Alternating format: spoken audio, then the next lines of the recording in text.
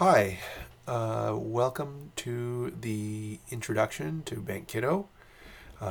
This is the Bank Kiddo homepage, and if you don't know what Bank Kiddo is, feel free to go back to the previous video about what is Bank Kiddo to learn about that.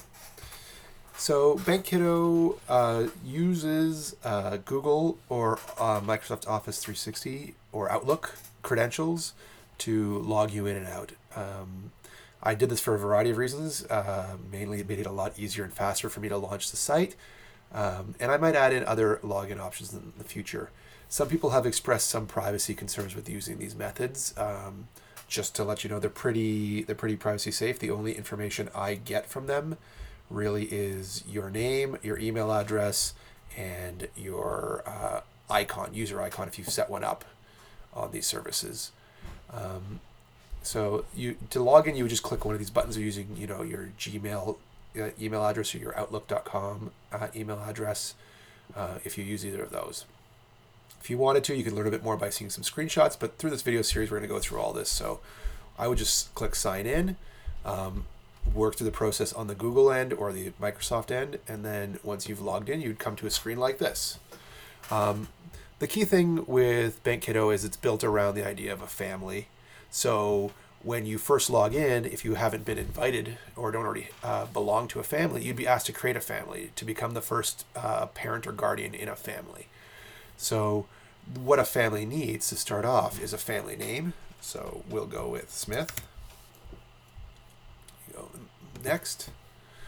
Now you'd say, you're a parent and guardian of this family that's now been created. You're going to want to have other parents and guardians to come and help you manage this. So you would just type in your spouse's email address, for example, or your parents' email address, for example, or another family member that you'd want to give them parent and guardian access, which is basically the ability to add transactions and manage the accounts, which is something you want to leave to adults. So you type in Jane at gmail.com, for example, click the invite button, and you'd send that. I'm not going to do that because Jane is not someone in my family. I'm just going to go with me being the family member. So I'll click next. Now you set up accounts for your children. So a child can have one or more accounts, and the account basically is set up and has rules about how the account should work. Some people want to give their kids access to their accounts. Other people don't. They want to just manage it themselves and show them their kids' accounts, through the parents' account, and you can do that as well. So what we could do is we'd say we want to send access to our kids right now or later this account. We'll say later just for the demo purposes, and we'll call it Johnny's account, right? Or actually, we'll call it Johnny's account is fine.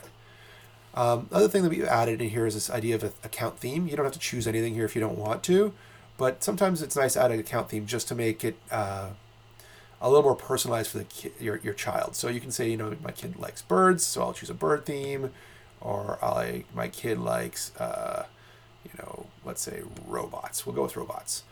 And you don't have to do anything else here. There's all these options you can customize, but we're going to skip that right now and come back to it later. And you can just add the account. And there you go. You got Johnny's account. And you can keep doing this process over and over and over again until you've created all your kids' accounts. So let's do another one for Cindy's account. And Cindy is really into sharks, let's say. And you click add account. So now you got two accounts. And when you're done, you just go done. And now you've got your accounts. And that's basically the bare bones setup of Bank Kiddo. In the future videos, I'm going to go into those other options that you saw during setup, as well as how to use these buttons here.